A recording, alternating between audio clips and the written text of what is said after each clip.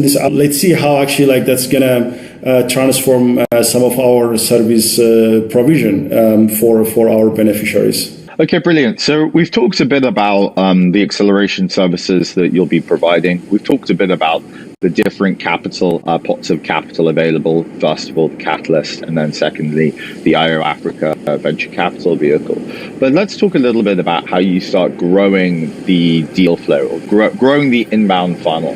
How do people learn more about Cardano? How do people get excited and start thinking about the types of companies that they want to build? And for me, this comes on to the community strategy. So ICE has a second contract to also help us with community management across the continent. So yeah, maybe you can talk a little bit more, Marcos, on what this means, what kind of community events we'll be looking to run, and also how people can learn more and get involved. Yeah, thank you very much. I think that's quite interesting because on one hand, it's like we're talking about the pipeline. So by developing communities, like we can actually like increase much more participation in the Catalyst program, so that like more community members will hear about it, and also like will be encouraged to apply. So it's going to be kind of closing the circle. But on the other hand, like we're being the Pan-African company. We've been on the ground, on the market for a long time as an African company. One of the things like we've seen is like having a community activities will actually like determine some of these ideas to come forward. So as Cardano. Communities in Africa, we know that there's already exciting projects are coming in through the Catalyst program. There's already like so many people are engaging through the efforts of like IO and other activities. So we want to take this one actually like a little bit further, right? So one of the thing is like to provide network across Africa. First, we're going to work in selected six countries, and then we're going to expand into 14 countries as the next phase. The idea is like to set up community meetups and also working with Cardano ambassadors within the country and providing like networking opportunities for them. So what does it mean? It's like for us having like this wide network in African market, we want to tap into that, and primarily we're going to work with innovation hubs which are mushrooming across Africa in the last few years. Basically, the innovation hubs will be benefited from this collaboration because we're gonna basically enable tech communities with Cardano, as well as we're gonna help to co-create kind of local solutions for local problems, and as well as creating different events and networking opportunities within the innovation hub environment. So this is going to be basically working very closely with this already existing infrastructure. But also we're targeting developers, right? For developers, they're gonna get firsthand support, technology updates. They're gonna get educational resources which already exist, and also in the future getting some expert support, as well as employment opportunities in the future. So we're really looking at a diverse community of innovation hubs, developers, business experts, policymakers to engage in a very informal setup so that we can grow the community. So on one hand, it's really helped the community to come together and create new ideas. But we know that if we bring in smart people together, they always create the next innovation, the next frontier, right? So we're hoping to see so many good products to be built on the Cardano ecosystem coming out of the community that we're going to work on in the next few months and few years to come. Yeah, and this reminds me, a company I've been speaking to recently, Empower, who are working on leveraging crypto liquidity to actually build sustainable homes in the continent.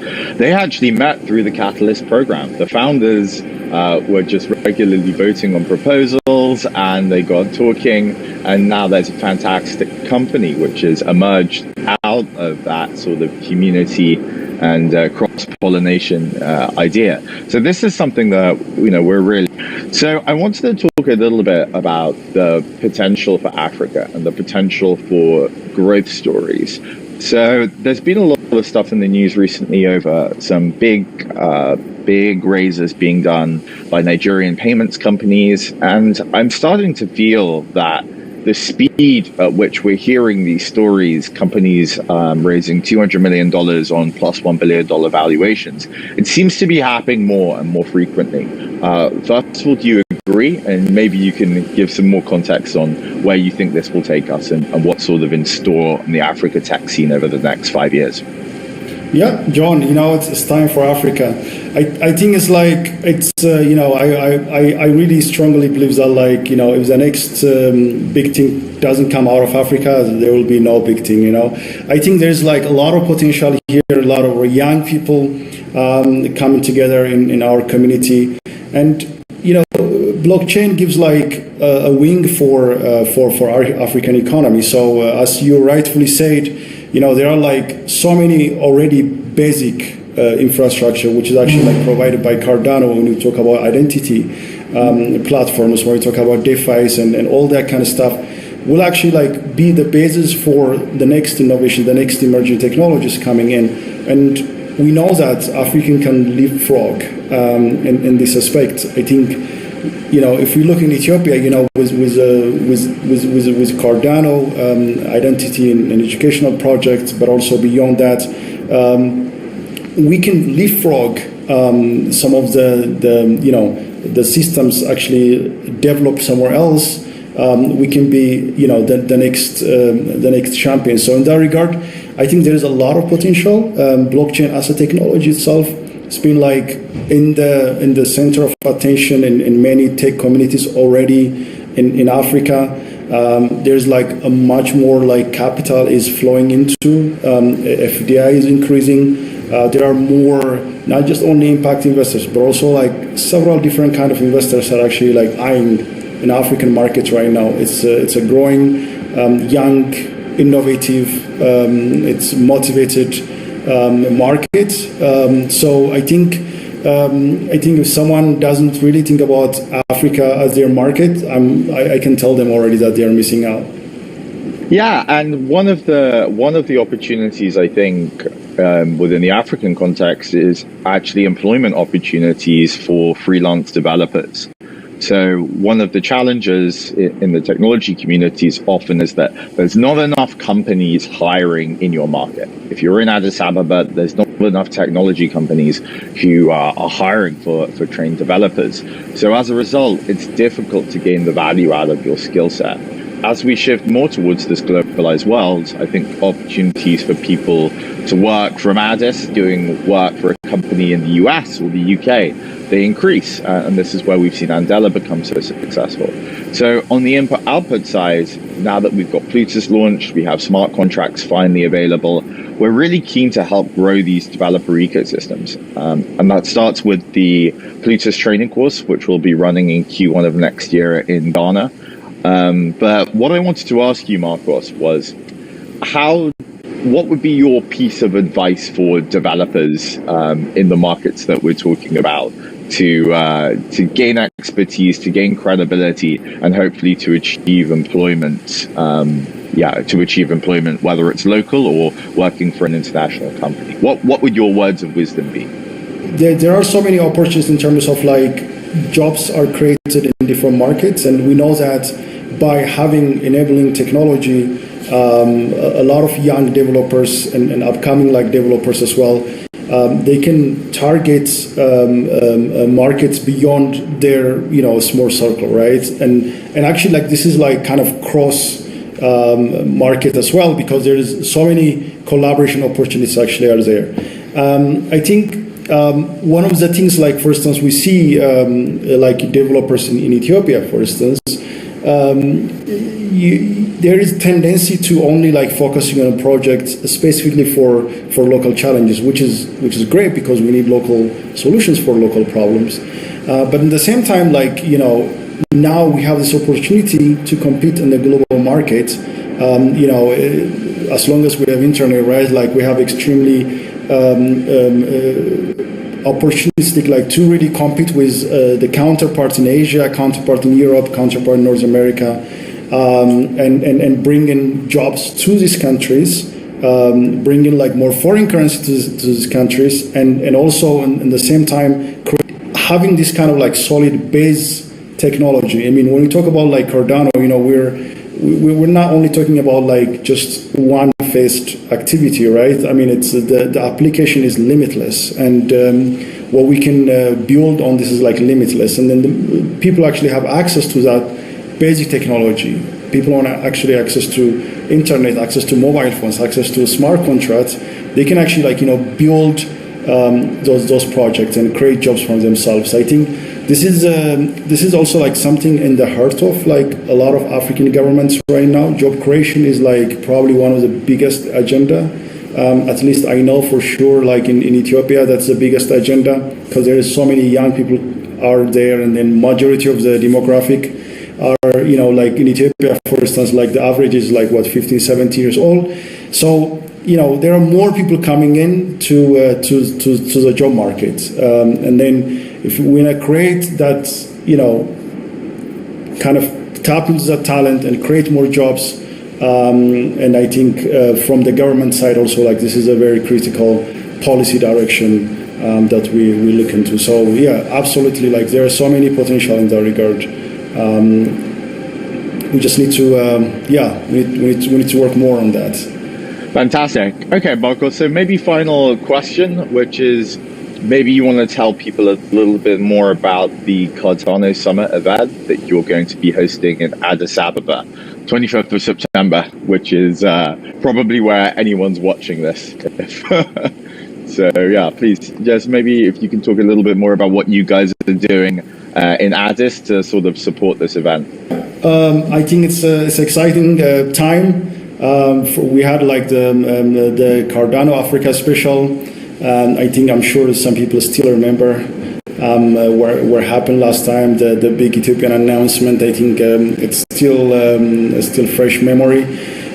So I think it's gonna be a continuity of that. And now we have the incubation program. We're gonna do the catalyst and the community activities.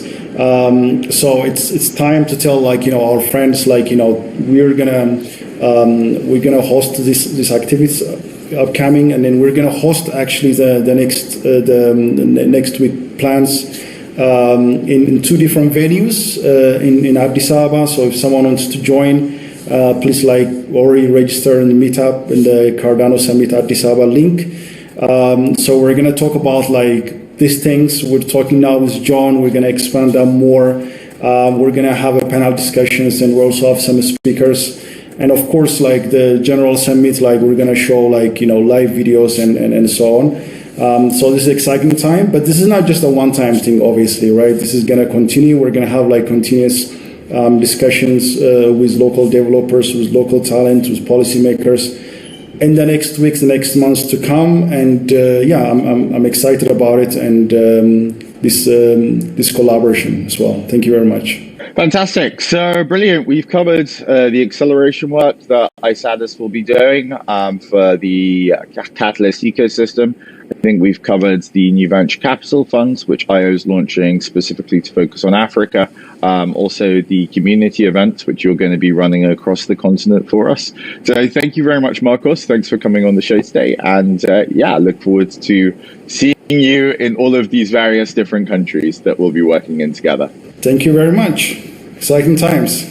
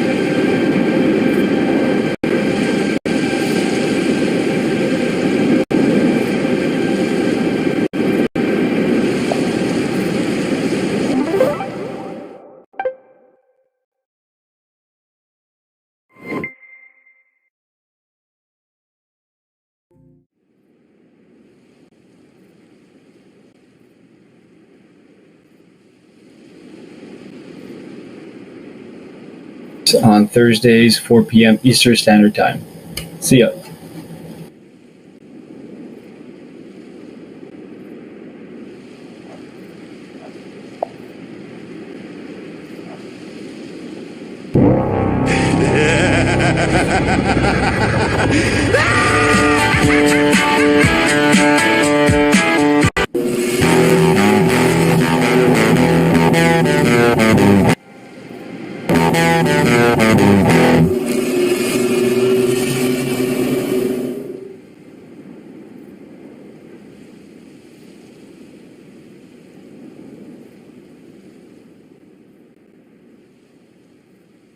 Hi, my name is Adrian, and I made the first interactive NFT on the Cardano blockchain. This is a pixel. You can tap it, and it will respond by changing its moods and background color. And if you double tap it, it will show its rarity chart, which is embedded within the actual NFT. You can check out more about the project by going on pixels.org or just go on Twitter at pixelsnft.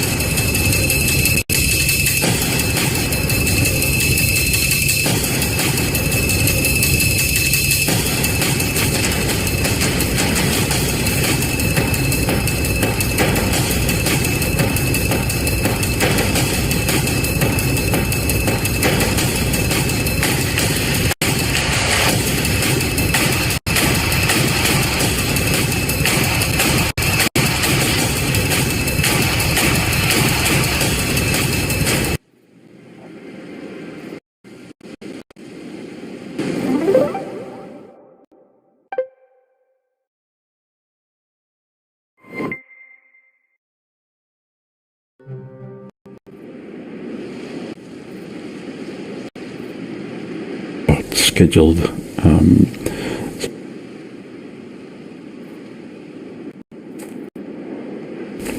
And again, we really appreciate the feedback that our players give us. And this is basically what the game screen looks like. We've also got a demo where you can see the full kind of game where you see the caller screen next to the player screen. So if you want to be a caller, this is where you can see how it works. And if you just want to be a player, you can also see how that part works. And that's all. We'll put in the links for all the information. And yeah, hope to see you soon. Thanks a lot for watching.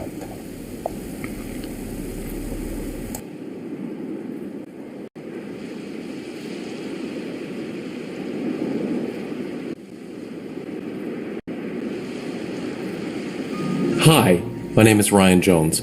I'm the founder of Project Neum. Project Neum is a decentralized streaming platform that aims to give power back to the musicians. Our platform does 5 things. It decentralized music streaming, which allows us to pay almost 2x per stream. It also allows direct tipping to the artist through micropayments. Then it also, on the marketplace side, allows the tokenization of IP rights and mechanical recording rights. So this basically allows you to create an entirely new asset class based around the option to invest in a specific piece of music. Fourth, we actually allow for ticket sales to happen in the platform. So this can be done through either non-fungible or fungible tokens. This can accommodate specific seating as well as general admission.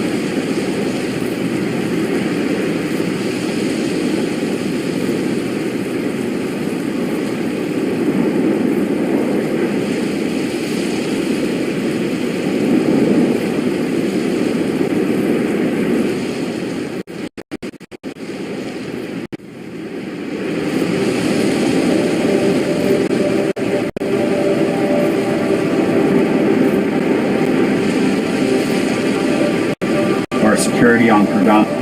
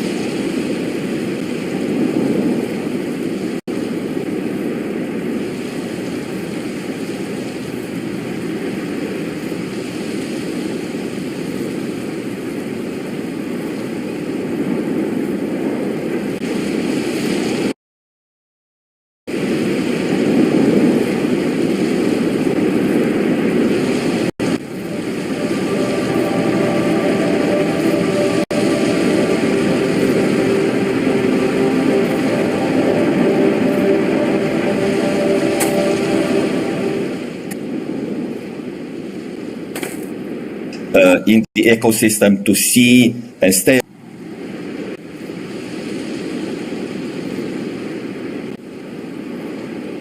light on that is not legal. We help the whole ecosystem grow and further the adoption of this exciting new technology. Thank you. And Charles Morgan?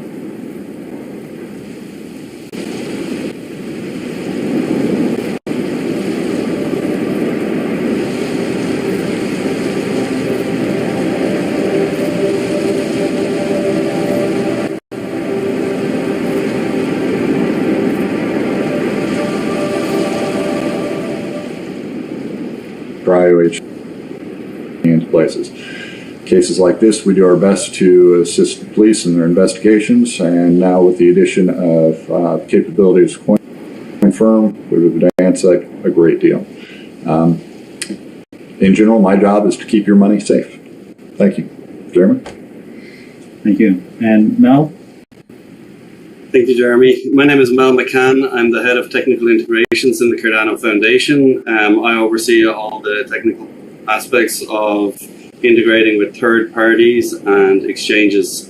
And part of that would have been having my team help CoinFirm connect with the Cardano blockchain and be able to pull and parse that information to assist them in their tools. Great. So let's start with Dr. Mircha. Why is forensic analysis an important aspect of security? So,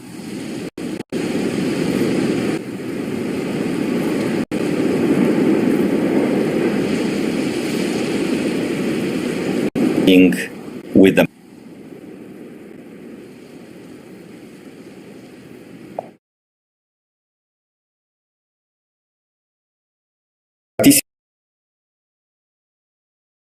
but there are also tens of thousands, hundreds of thousands of people that participate in these activities. You need to know that this money, which is not fiat money, but it's still money, it has value, is not moving from or to participants that are part of illicit activities.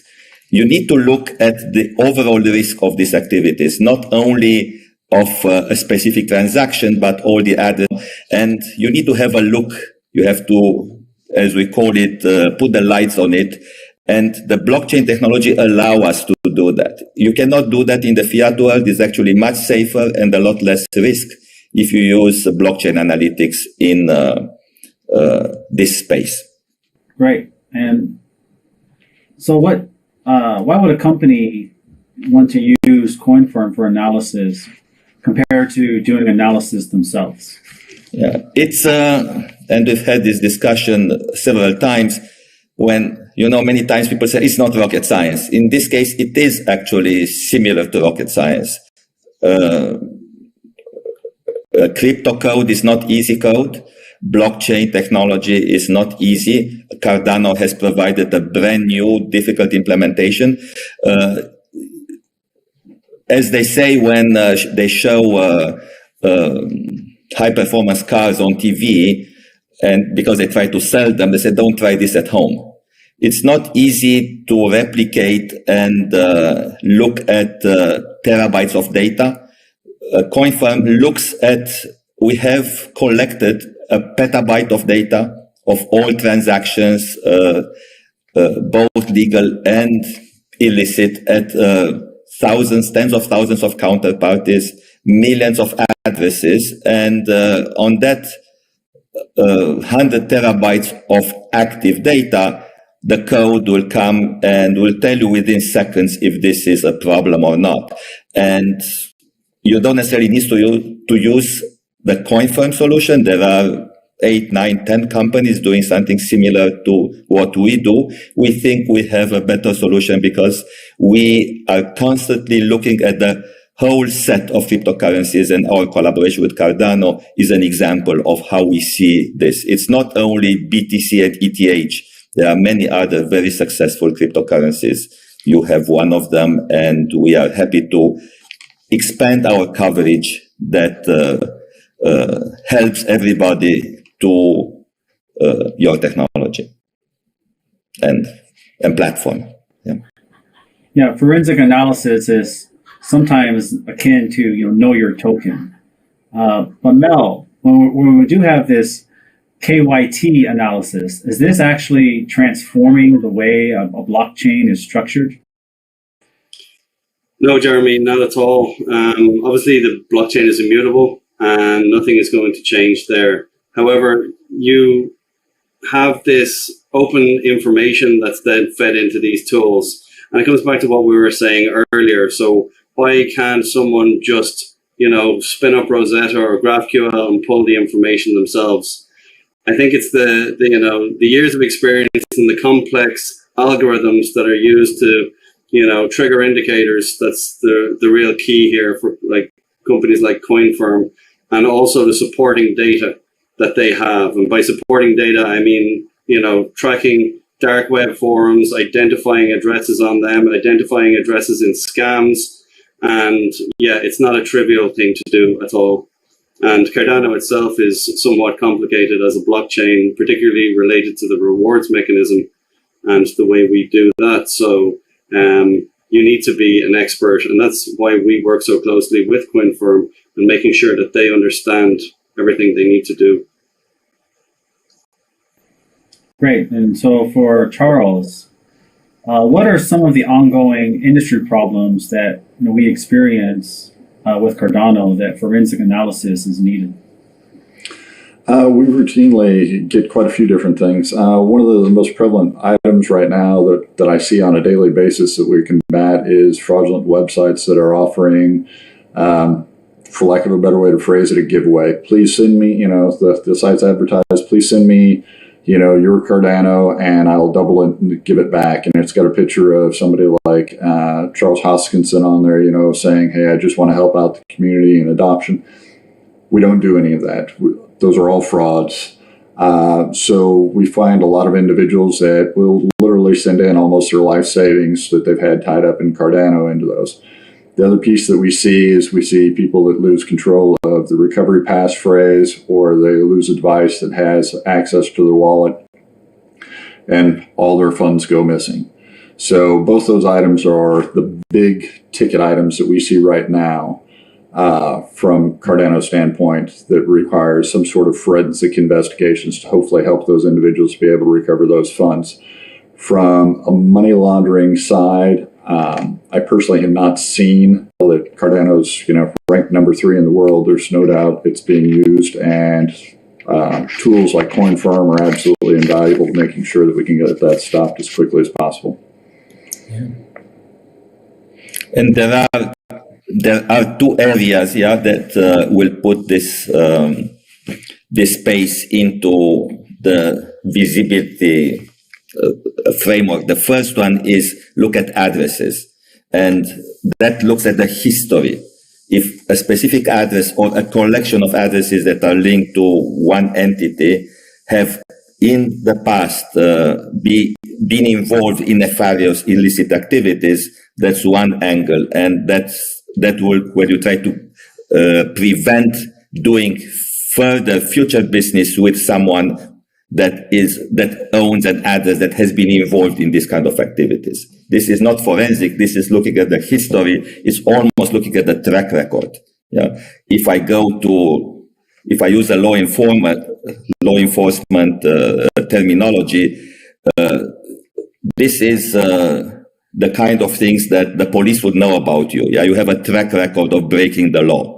That's one angle. The second one is the forensic that you talked about, Jeremy and Charles as well, which is after something happened, there is a ransomware attack and someone paid, you can track where did that money go. And of course, the players that are engaging in this kind of activities, they use all kinds of techniques. And I'm getting back to, it is similar to rocket science because it's not easy to uncover those schemes and use the algorithms to detect through forensics where is the money going, who benefits in the end from this stolen money or from money laundering or from terrorist financing and so on. And using the data from forensic analysis. So law enforcement is part of the ecosystem. There are several pieces. The first one is the party that has lost the money.